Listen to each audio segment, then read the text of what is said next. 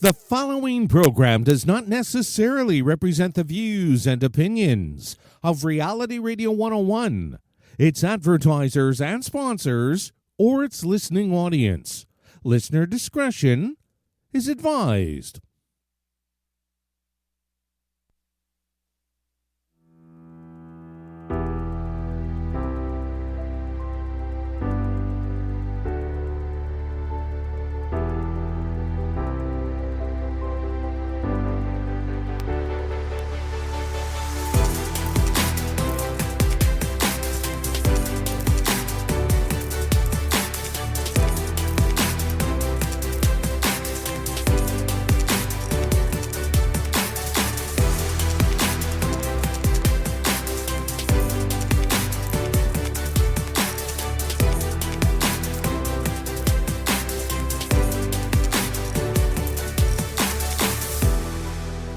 Welcome to the Bear Psychology Radio Show with psychologist, author, and speaker, Dr. Anna Baranowski, where mind, mood, and what matters to you are discussed. We're broadcasting live from Toronto, Ontario, Canada, on Reality Radio 101. Our email address is instudio101@gmail.com.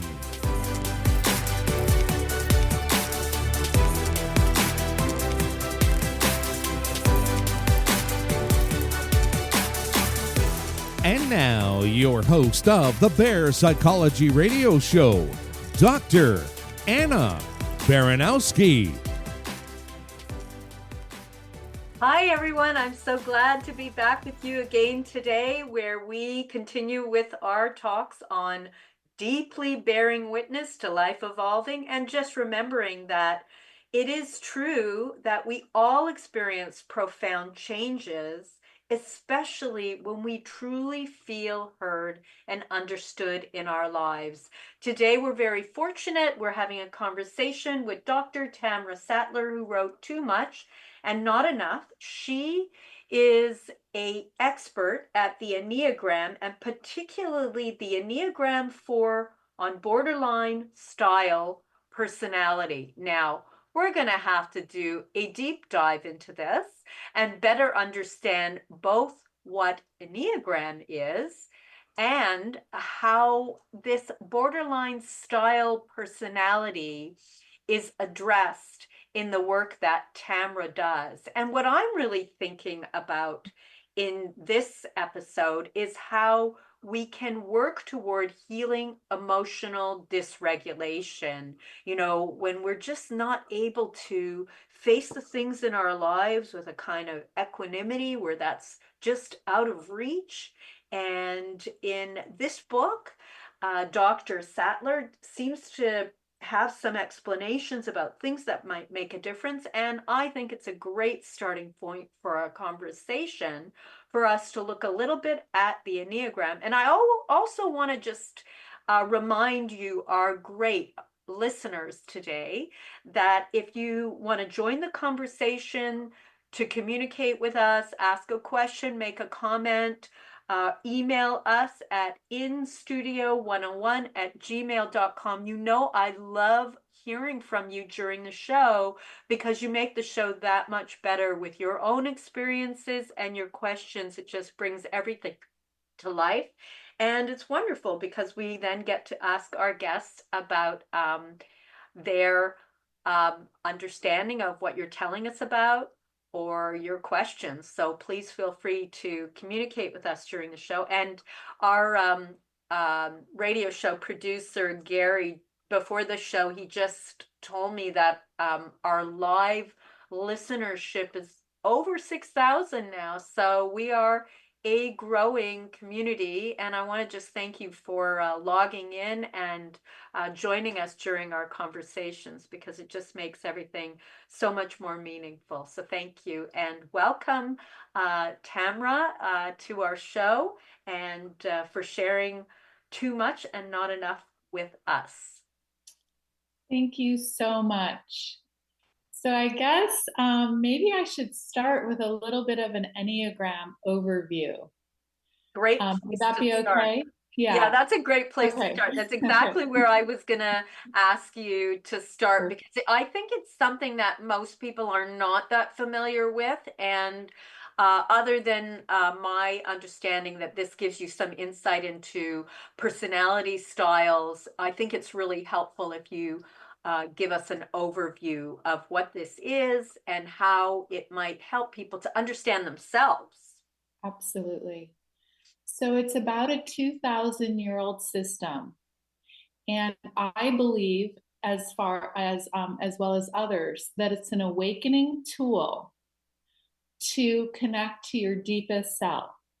So through your temperament of personality and patterns, this system, a 9-pointed system, which I'll just share a little bit more, wakes you up to your deepest self so that you can see clearly, so that you can have all the energies, all the points of views, and not stuck in your own little point of view that can get very tiresome, very activating, very reactive.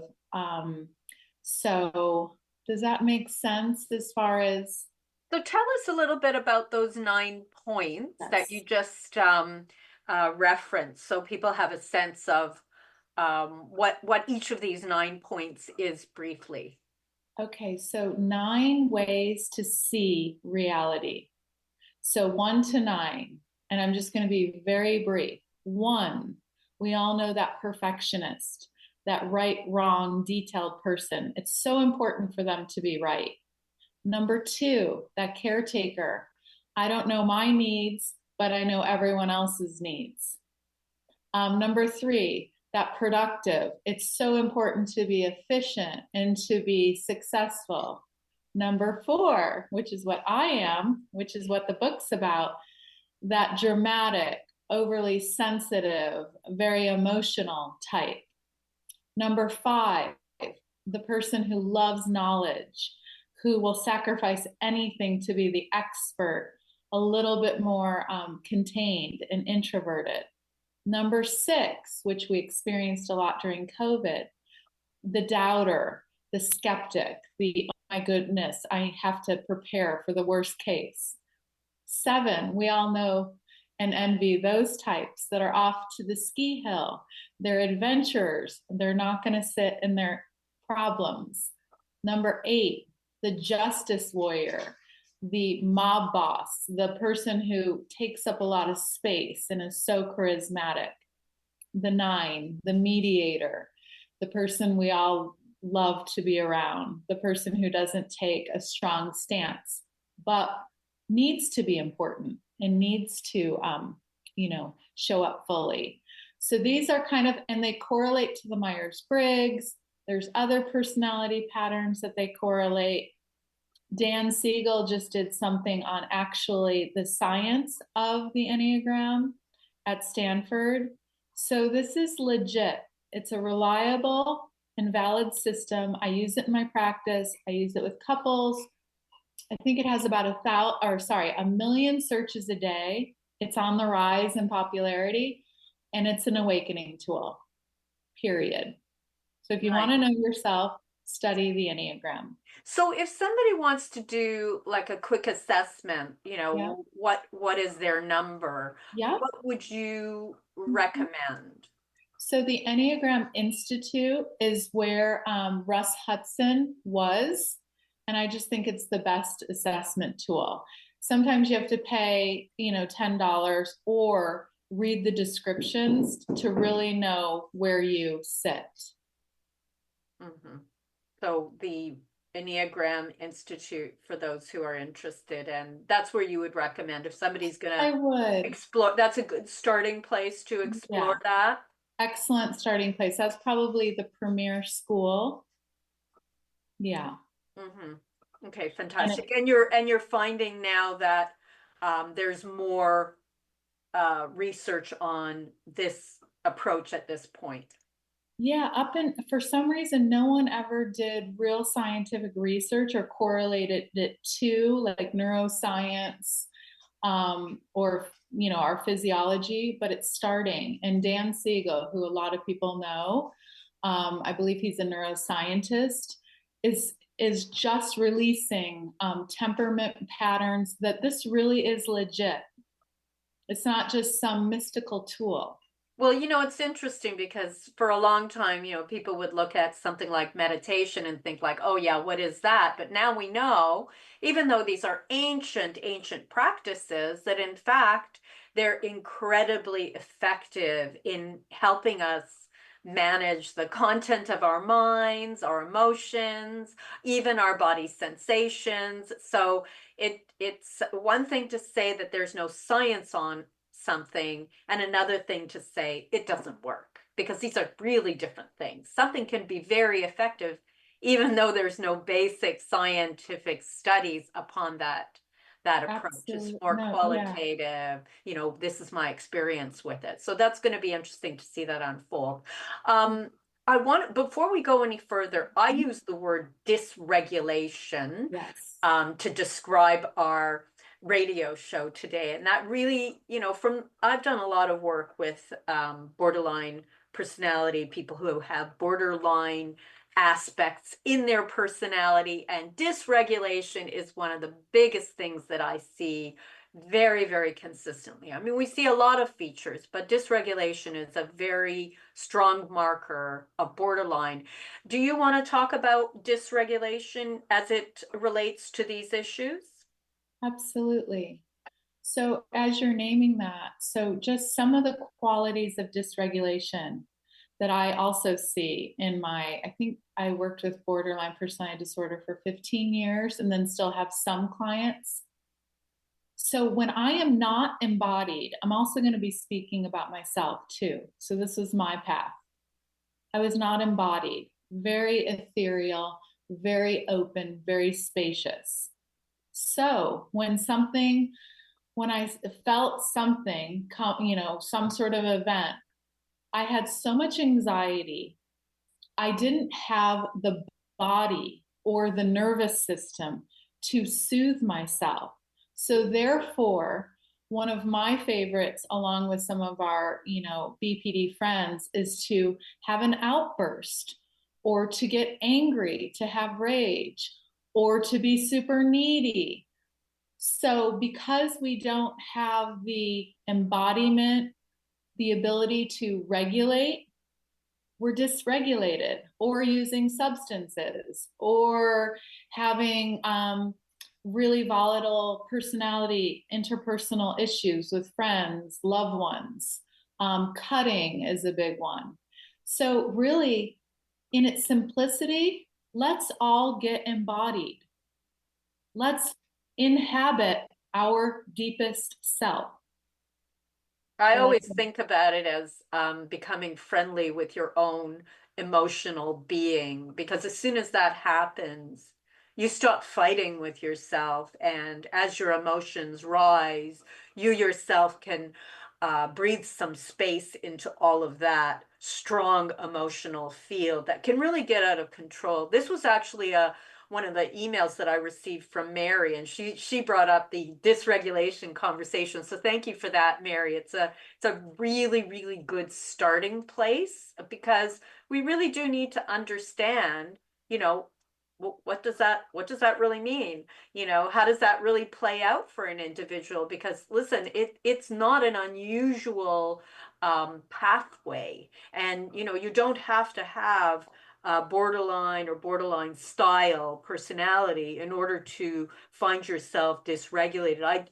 Most people know I do a lot of work with trauma, people who've been exposed to massive trauma in their lifetime, whatever that pathway is of exposure, and we can find ourselves in a highly agitated and dysregulated state. You don't have necessarily borderline personality or borderline features. You had also said, Tamra, that you differentiate between borderline style personality and borderline personality disorders. Can you tell us a little bit about your conceptualization of that?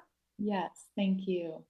When I say style, I'm talking the full range of the type 4, and or someone who exhibits dysregulation, maybe outbursts, some ineffective ways to soothe. And then when we talk about borderline personality disorder, it is in the DSM as 7 out of 9 pretty serious characteristics. It represents about 10% at the psych wards. Many of these individuals will take their life or do a lot of suicide ideation or attempts. So saying again, BPD is at its worst. And then I'm looking at the full range of someone who's super healthy, but also, gets activated, dysregulated, can stir things up, out to the really serious individuals. Mm-hmm. Okay, fantastic. Yeah. Helpful. Yeah. So it can be really intense and really, really complicated. I'm wondering if we could spend a little bit more time talking about you just gave us an overview of Enneagram and then those 9 points, and you described yourself as a 4, and your book is about 4s. Your book is titled Too Much and Not Enough: Healing for Enneagram 4 or Borderline Personality, borderline style personality. And you really focus a lot on the Enneagram. This was just published in 2024. So if people actually want to get a copy of this is through Mind, Body, Spirit. And I imagine we can get this online, right? Yeah, it's on Amazon, just by the title or my name. Yeah, did you want me to? So I wanted to just say, and I'm not sure this is a question, but most therapists, as you know, will not treat the more critical cases of borderline personality disorder because as a therapist, which I got lucky, you have to be able to sit with people who are dysregulated, suicidal, sometimes extremely needy, sometimes going against their family or loved one. A lot of therapists, their nervous system can't sit with this particular client. But because that's a really, really good mm-hmm. and important distinction, because these are individuals who really need the right kind of care. And just like with trauma, the work that I do a lot of, you have to be sufficiently prepared. Tamra, what made you sufficiently prepared to do this work? Because you do a lot of this work. Yep. So knowing it from the inside. So I didn't put, a sign up to say, please, this kind of type of person come to my office. But because I was an Enneagram 4, I looked at the world in a certain way. My advertising said, come to my office, without realizing who I was inviting. And then I started to become, a specialist. But I will tell you, maybe a little different than your field, maybe not, the trauma. If you have a very good relationship with your therapist, and the therapist is really relationally trained and can sit with this type of client, that is the win. There's not a lot of bells and whistles. There's not a lot of experiments or skills. It is a relationship. These people were missing an emotionally fulfilling and nurturing relationship. So as therapists, can we give them that? Or do we have to be scared of them? Can we open our hearts and our bodies? And can we give them what they were missing? It's not easy. They'll fight you. But can we just keep loving them through it all? And that is, to me, the most effective treatment. And of course, you add on other things like groups or, protocols for maintenance. A lot of times I will talk to these people in between sessions because they can't make it to the next session. But we can, it sounds cheesy, but can we love them? Can we just love them and show our love to them so that they can feel it, and then they can finally love themselves? That's really what's going on.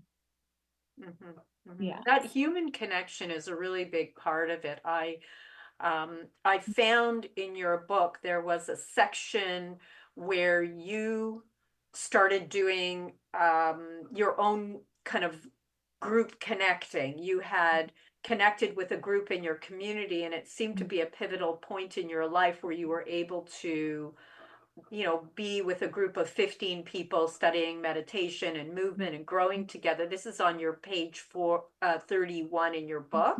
Mm-hmm. And I wonder if you could tell us, what was it about that was kind of life changing? Because that's how it sounded in the book that you were writing. Yeah, yeah, I can, I'm still in that group, by the way. So I actually started that group along with a few spiritual friends in Boulder. And so I think something that was really that, and I must say, MDMA journey for me. And, MDMA is illegal. FDA did not approve it. So I leave your listeners to get, to investigate, not just take it from me. But that group, along with an MDMA journey, really helped me finally feel into the fullness of me. So that group, we did a ton of relational exercises, including our own exercise. I'll give out a call out to Ori Zimmels, who's writing his own book and basically a spiritual teacher in Boulder. I was able to finally really feel my tummy and my interoception of all that was going on inside of me, frankly, through the help of other nervous systems like Ori's. Ori's very seated in reality and very open to his sensations. So through that, along with MDMA, I got in touch with all my PTSD, my complex PTSD from an infant surgery. So how many clients are we sitting with where talk therapy may just not be enough? It may be a doorway, or they go do a piece of work and they come back to us. So the relationship is key. And then for some of these pre-verbal parts, we may need to go do a little more work. Yeah, for sure. Well, that's great. So there are a couple things that you said that I want to just clarify for people. Yeah. You had mentioned interoception, which is the ability to sense and be aware of the body's internal state, your heart rate, your breathing, whether you're, hot or cold, how hungry you are. It's senses, your senses being connected to what is going on with you, whether it's conscious or unconscious or subconscious, and that takes a certain relationship with yourself. So when you have that in place, it certainly makes you a much better guide to your own internal wisdom system. And so that's beautiful that you mentioned that, because I think it gets left out of a lot of conversations.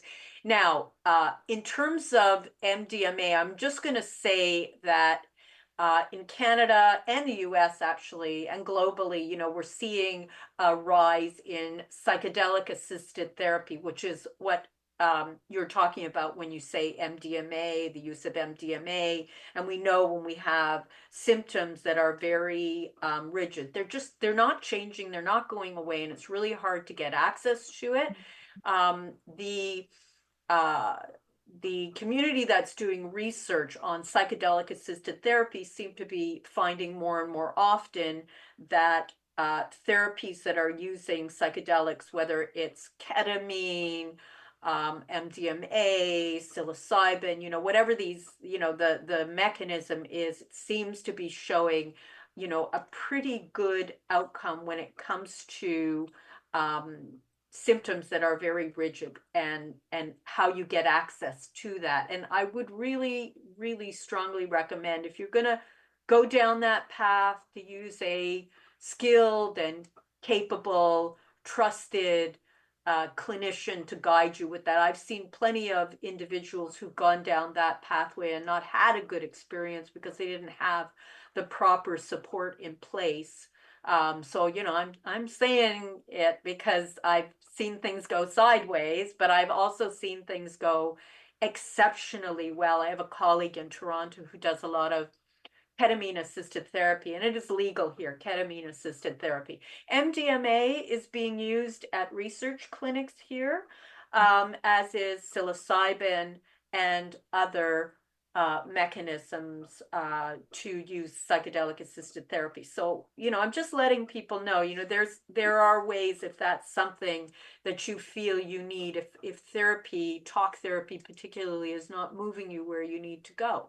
So, keep that in mind. I'm going to start reading some emails because we've got a ton of them, and I'll not, Okay, excellent. I may not get through them all Perfect. today. This one is from Rita, and she says, hello, is this some type of therapy that we can help ourselves with? Tamra, what do you think? Yeah. Is therapy as far as just in general, Well, I or think they're referencing your book, yeah. how to use the Enneagram. Yes, so absolutely. Again, a very deep awakening tool. So the answer is yes. And if you have any BPD style characteristics or type 4, find yourself a really good therapist who actually sees you, who meets you, who you feel comfortable with, who you feel you're not judged by, who's a human. So, yes to both. And so if somebody wants to take the path utilizing the Enneagram, I mean, obviously, a starting point might be Tamra's book, Too Much and Not Enough, Healing for the Enneagram Four or Borderline Style Personality. And you have a whole chapter here on healing mechanisms and also examples of clients that you've worked with who you helped with these kinds of struggles, and your own experiences as well, which makes it very human. So that's not a bad place to start. But what if somebody wants specifically to work with an Enneagram clinician, somebody who's familiar with this approach? Yeah, so I would do, well, Wisdom of the Enneagram book by Russ Hudson is fabulous. So maybe start with a book. And then also, just do a search on Psychology Today or just, in Google, Enneagram therapist. Or, search out maybe some local groups in your community or some workshops. Unfortunately, it's been brought into the coaching world, but not as much into the therapeutic world. I So suspect that's because of what you mentioned at the beginning of our show, this idea that there hasn't been enough research on it, and it might be an old methodology or typology, but it has not really moved forward in terms of research, and so it doesn't get uptaken until that happens, right? That's the exactly, reality yeah, of it, for yeah, sure. Yeah. yeah. I have a great question for you. I think you'll Yes, like this one because it fits really well yes. into some of the things that you describe in your book. This one's from Tim, and thank you for your question, Tim. Hello, Anna and guest. Are these personality disorders or assets? And I know you've done a beautiful job of highlighting the brilliant qualities, let's say, of this Enneagram Four, not just as being so-called disorder, but being an asset. Can you talk about that a little bit? Yeah, so yeah, I love the word assets. Yeah. Thank you, Tim. So put simply, the more identified you are with your temperament and personality, the less your assets can shine. The more open you are with yourself and your personality, the more your assets are brilliant and they shine. Hopefully that takes care of that question. So can you talk a little bit more specifically about Enneagram Four and the kinds of qualities that you see as a kind of a struggle for the person with Enneagram Four, as opposed to the qualities in Enneagram Four that you see as, really actually quite lovely, meaningful qualities. And now when we talk about Enneagram 4, we're talking about this borderline style, personality, that dysregulated personality. So at their worst and at my worst in the past, very, very dramatic, borderline, serious drama, potentially cutting, substance abuse, neediness, abandonment stuff, can't be alone with themselves.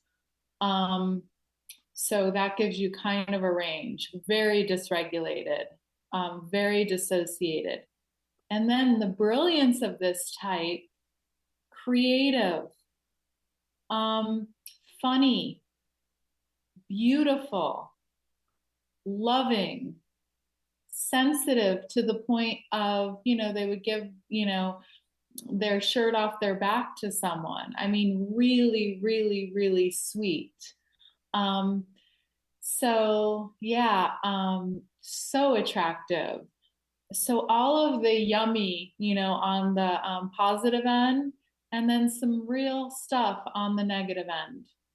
Mm-hmm. And you also, in your book, you talked about the purpose, and I'm going to read it because it's interesting. The main life purpose of the 4 is for personal significance, to be seen, to be special, to be unique. So there's a lot of time and energy put into testing others to see if they understand one's uniqueness, and that daily tasks can feel mundane and thus pushed aside and overlooked. And finally, an emptiness or a lack of a sense of self is something that all 4s seem to have in common. Why would such a series of purposes and struggles manifest in a person? And now I'm going to come back to you with this question. You had described having had pyloric stenosis and needing surgery as a very young infant, and later, finding yourself in a situation where your father leaves the family, and, just a lot of loss. Your mother died, but I think a lot of it from what you've written starts with the pyloric stenosis and having to have surgery early in life. So what does that have to do with what I read? Yeah. So when my new clients came in, throughout the 15 years, I would ask them, did you have any infant surgeries? I mean, not many people would ask that. Mostly, yes. A lot of cesareans, a lot of troubled birth, a lot of umbilical cord around the neck, a lot of I think it's called RA, where you kind of reject, I forget what not, yeah, certain types of childhood illnesses that actually set up the nervous system so the nervous system can't rest. Most 4s have divorced parents or a death or some sort of serious abandonment. So those, and with an unemotional mother and father, how does this little 4 who comes into the world, has no idea that they're so sensitive or that they need emotional bonding more than their brother? How does this, how do we know as parents what to give one child and what to give another? But I did see key factors. So a lot will set up the nervous system so that you have to actually experience that trauma, accept it, invite it, really feel it in order to get beyond some of this dysregulation. Does that help? But lots of infant trauma, and that's pretty new in the last, I would say, 5 to 10 years. Of how do we deal with that? How do we deal with our hospitals? so that we give these babies a really good experience. That's such a good addition to the clinical interview where you add that piece around the very early childhood experiences. You know, we see this in the ACEs score. You know, not everybody does that.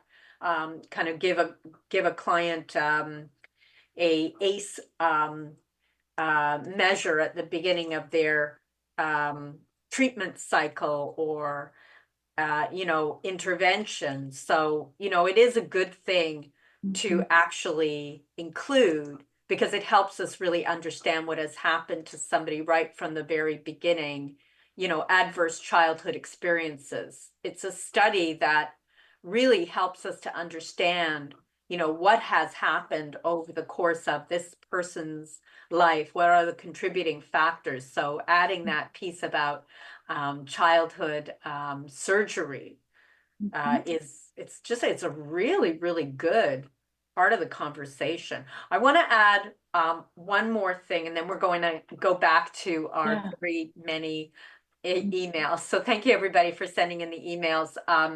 You wrote here, the dismissal can be felt in many different arenas, and the feeling underlying it all, you do not value me or care about me, feeling of being dismissed, is the Achilles heel of four borderline. And so you're really identifying this feeling of being dismissed as a primary struggle. And I hear about this from so many clients, and it is such a core wound because unless we have community around us, we feel, for many people, hollowed out. Oh, great. Wow, I love that. Hollowed out really gets to feeling like I don't exist. So dismissal hits the abandonment. I remember a while ago, even someone being late, like my date being late, that's enough to put me into, an anxiety state where I get dissociated and a little hollowed out. It can be that easy. Now, of course, with more embodiment, with a lot more insight, I can say, oh, they're late. Maybe I'll just, run an errand. But the abandonment is deep and it's tied to complex PTSD and it's very serious. So if you're a therapist to these clients, know that.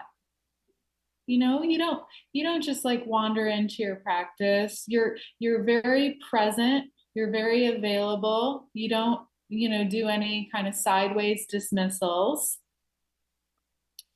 So I studied Hakomi. I'm not sure if you know what that is. It's a very popular, psychotherapeutic modality. And I addressed it with the higher ups there. They would send all of us training people inside. And I was like, can you imagine me telling my client, go inside? No, let's keep eye contact. I'm here with you. Let me go inside with you. You can't just, so even that slight dismissal in the room is huge. I'm with you. So Hakomi, a body-centered psychotherapy, one of the early ones actually, because today we do a lot of somatized work, and somatic work is very, very common. And I agree with you. And the way that I deal with it, with most of the approaches that I use or that I recommend, is doing very, very short jumps in and jumps out so that we're connected with what you're experiencing. And it can really make a difference for an individual when they're starting to do that, being friendly with yourself, connecting deeply with yourself, that interoception that you had mentioned early in our conversation. Here's another question. And this is from G Man. Thank you. G Man says, these numbers, are they self-assessments? And if so, do we cure ourselves? So yes, there's self-assessments in the sense of, taking an inventory to see what you are. And you get to ultimately decide, which is great. And sometimes we don't land in our assessment for a while. Sometimes we can ask a professional. And the second part of the, what was the second part? Can we heal ourselves? Yeah, yeah. Do we heal ourselves? Yeah. Do we cure Absolutely. ourselves? Absolutely.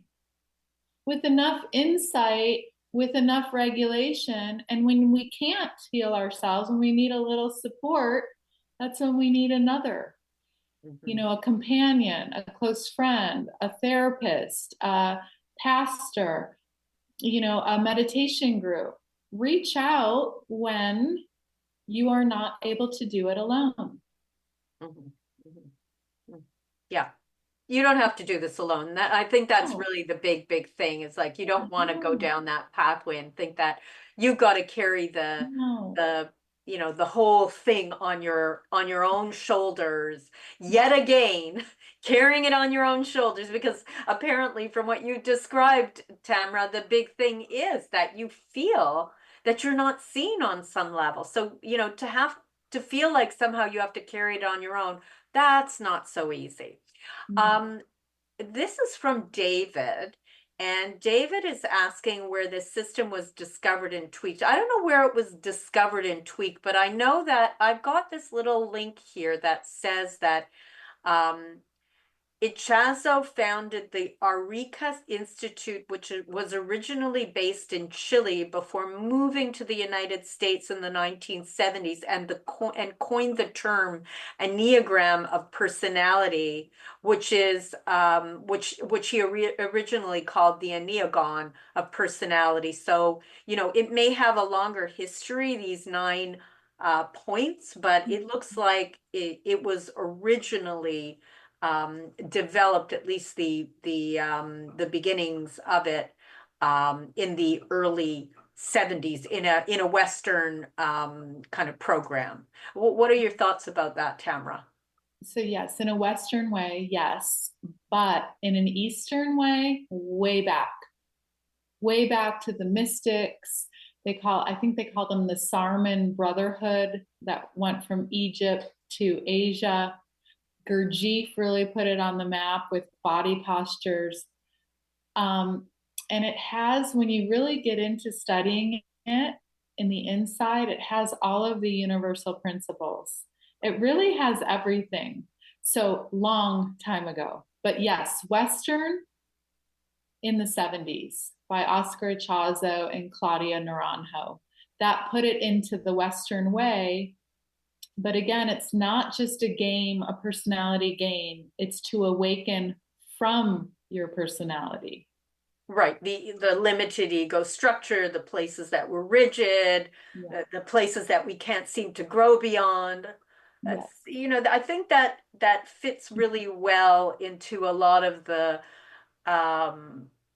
wisdom mystic traditions, where much of it is about exactly that. And, you know, I mean, I love psychology. I'm a psychologist. I do a lot of work, but, you know, there's so much else going on in this planet, and so many different ways to look at who we are and how we have grown to become the people that we are, that we have to kind of be open minded in the manner in which we look at things. I like to look at things from a very open place, and then kind of narrow down as we start to develop a little bit more understanding of the scope or the benefit of any given piece of work or body of information or wisdom tradition. And this is from Bob, who says, "Hi today, ladies. Is this system recognized in the psychic community or not?" I don't know anything about that. You'd have to answer that, Tamra. Okay. Yeah, I'm not sure, to be honest. I don't know for sure. Yeah. I don't know about that either. I mean, who knows, right? I mean, because it sounds like it's being adopted by a non-professional community for self-exploration and investigation. And it's only recently, maybe, that the professional kind of network is starting to look at it, and maybe to start with just out of a place of curiosity and beginning to do some initial investigation to see, can this be brought aboard in a meaningful way? So, this is from Donna, who says, hello, Psychology Show. This is a very interesting concept, to say the least. I never heard about it. Is there a lot of information about this online? And maybe you can direct Donna to places that would be trusted, so that, she's going to places where you feel confident, given that you're the expert in this. Yeah, so keeping it to the Enneagram, EnneagramInstitute.com, which is Russ Hudson's work, Wisdom of the Enneagram. And then, BPD, probably Marsha Linehan's work in DBT, for borderline personality disorder. And then another colleague, healing from BPD. I think she's got 4,000 people and she leads courses. Debbie on healing from BPD, her network. So those are a few, but I would trust Enneagram Institute as the source. Yeah, so it's good to go places where the experts are already identifying, this is kind of the gold standard if you want to get good advice, or, investigate it, and always investigate kind of with a curiosity. You don't have to make any decisions about whether this is good or bad, or it fits you or doesn't fit you. Like, I kind of like to approach all sorts of different things and then figure out, what I can take away. That might be a good thing for me. Sometimes I investigate something new and it's like, this doesn't resonate. This doesn't land for me at all. So, just try it with an open mind. This is from Walt, who says, thank you for this guest today, Dr. Anna. This is really a neo type of psychology. Would you agree? Interesting. Happy Halloween. Happy Halloween. Well, thank you. Neo, well, new, I wouldn't say from what Tamra is saying that this is particularly new, but it seems that it's new to more of any level of professional adoption. But like I said before, I'm kind of curious about everything. So, curiosity is a good thing. Sometimes it opens doors that give us an opportunity to look at things with fresh eyes. And I really, really encourage you to look at your life with fresh eyes, because it can open up doors of curiosity that are really invigorating. It's easy to get stuck on, whatever approach. Listen, I've written books and done all sorts of things, and it's like, I like my approach and I think it's really great. It's all fun and everything, but it has lots of different mechanisms, but it's not going to do everything for everybody. And one approach should not be your final kind of pathway, because you'll get limited there. It's interesting, Tamara, because you were saying, you got very engaged and excited about Enneagram. It was kind of a big door opener, but then you write later in your book about this, just having these 15 people that you connect with on a regular basis, and you talk about growth and spirituality and meditation and movement, and all of a sudden it was like, as I read that paragraph in your book, it was almost like I felt like I was seeing you blossom into the person you were meant to be. Does that sound right? Oh, absolutely. Yeah. I'm reminded that sometimes groups are so activating that sometimes we have to do work to get ready for groups. But yeah, I love what you're saying.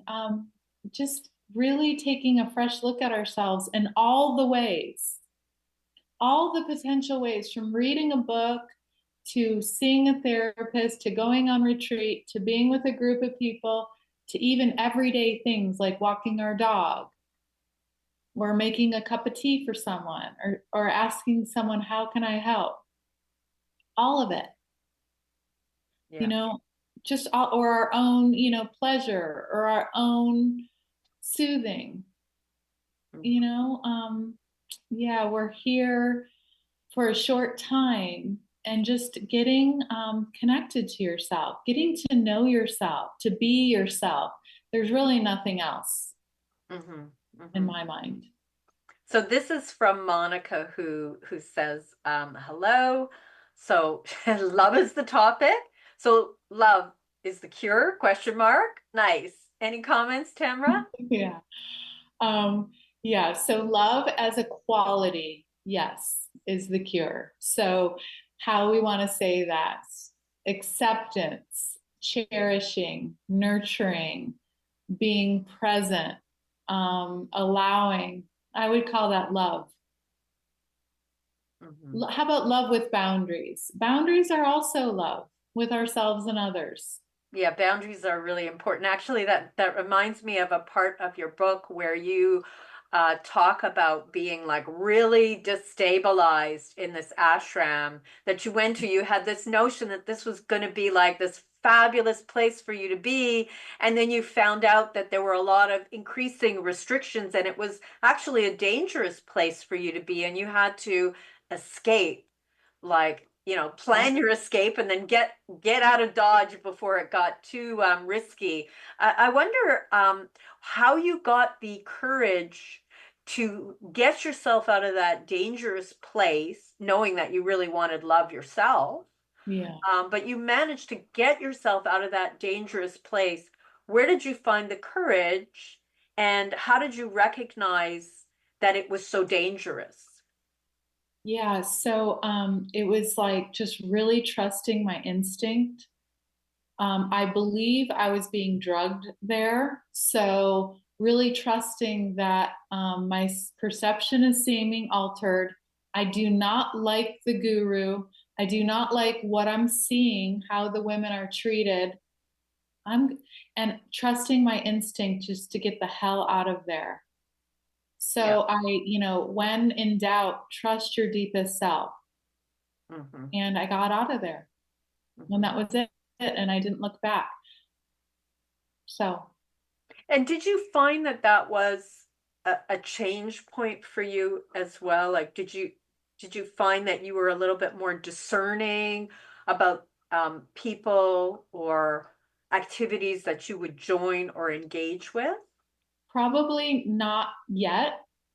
At that point, I had to find more of myself. I had to bring more of myself online to understand my boundaries. So you were at risk at Yeah. that stage. So Yep. it's interesting because, you're talking about this borderline style, this Enneagram Four, and you're also talking about a kind of pattern of risk of betraying yourself in a way, of Yep. letting yourself engage in communities or with people that were not going to ever be trustworthy for you. And what was it that you were so hungry for that put you at such risk?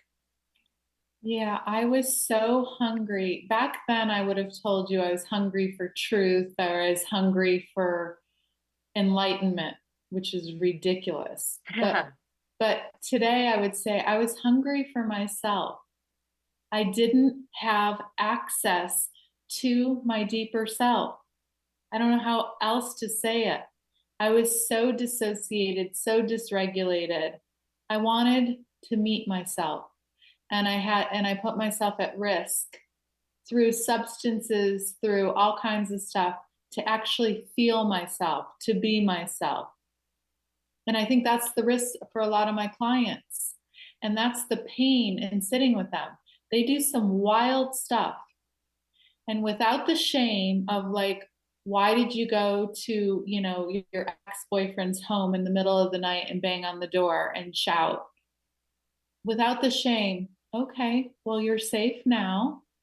Boy, you really had something to say, didn't you? Without the shame. No one is choosing to go to their ex-boyfriend's house in the middle of the night. That's not a conscious choice. So dysregulated, disembodied, dissociated. Yes. And in danger. Yeah, a lot of times in danger. Driving, a lot of my clients drive intoxicated or cut or do really, really harmful things to themselves over the years. So that's where I sit. And can we get more of them online so we can really cherish who they are and we can help them really take care of themselves? Mm-hmm. On page 35 in your book, you wrote about a client who kind of disconnected from you, and you said you guessed she would abandon our connection, a preventative measure so that I would not abandon her first. Mm-hmm. And maybe we could talk a little bit about the risk of pushing people away who you really badly need. Yes. So dismissal, abandonment, maybe we've all had the experience where we say no first, or we check out first so that we don't have to bear the pain. So yes, so seeing something coming and then you just check out first. You may not know what you're doing. So if you're going to be a therapist or if you're going to date someone who has these characteristics, how about staying? How about saying it's okay that you're feeling a lot? I'm here. How about that? How many of us have heard that are this type? I could almost cry right now. I'm here. I'm not going anywhere. Most of us have not heard that. How about that? Mm-hmm. Well, it's a pretty good starting place. But I actually really like the idea of building a more integrated internal being so that the people that we engage in our life have a greater capacity for being present anyways. And when we have these gaping, wounds, sometimes we lean towards people who don't have that capacity, and that creates yet more and more wounds. Here's another couple of questions, and we've got only a few more minutes, so let's see how we do with them. This is from Ron, and Ron says, hello, Ron, thank you for your question. Does Dr. Baranowski use any of this in her practice? Thank you. Ron, I don't use Enneagram 4 at all, but, in reading it and hearing Tamra speak about it, I think there are some universal principles here that we see in a lot of existing methodologies. And, especially if you look at some of the recommendations that Tamra is using at the back of her book in her kind of treatment recommendations, a lot of them are being used universally, meditation and exercise, self-soothing, all of these things, they are very universal. But I just think it's really useful to look at things through a different lens, something you've never considered before, do your own exploration. I think there's a lot of material online. And Tamra, maybe you can do us a favor again. This one is from Jim, who says, this is an amazing topic. Who knew? Can our guests recommend any websites to explore all of this? Maybe just remind us of the websites that you're recommending so our listeners know where to go. Okay, so Enneagram Institute and anything by Russ Hudson, the book Wisdom of the Enneagram. There's also lots of Facebook groups. And then as far as BPD or type 4 Facebook groups, BPD style or BPD, healing from BPD. The woman's name is Debbie. And otherwise, therapists go online, put, BPD or type 4, and maybe you'll get a coach or a therapist, or go in and tell your therapist, get up to speed. I've heard this, talk, and I'm interested, because as you said, Dr. Anna, we're all, it's just a different lens. Exactly. Finally, this last question from Jim. Is this recognized in Canada? Again, this is This is new to me. I've heard the term Enneagram. I was curious when your book got sent to us from your publisher, but I really hadn't had any conversations with people about Enneagram. So, like I said, this is for me just a different lens to look at yourself and an opportunity to maybe explore from a different angle. Tamra, we have literally 1 minute to go. Do you have any final comments or questions before we log off? And I want to thank you so much for joining us. Yeah, this was wonderful. I love your astuteness and your depth. I guess just to say you don't have to do it alone, and keep deepening into self. This is and will help you. There are people who can help you.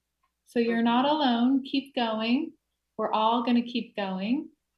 And I guess that's what I'd have to say. Oh, that's beautiful. Thank you so much. And thank you for joining us today, Tamra. It was a lovely conversation. And to all our wonderful listeners today, I look forward to speaking with you, hearing from you again in the new year, actually, because in December we are going to have a show, but I'm going to pre-record it because I'm actually heading out of the country and I will be gone until early January. I'm going to India and I'm on a great adventure. So I hope it's going to be fun.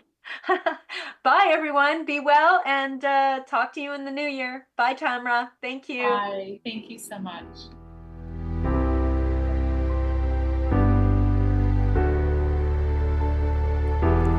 Thank you for listening to the Bear Psychology Radio Show with your host, Dr.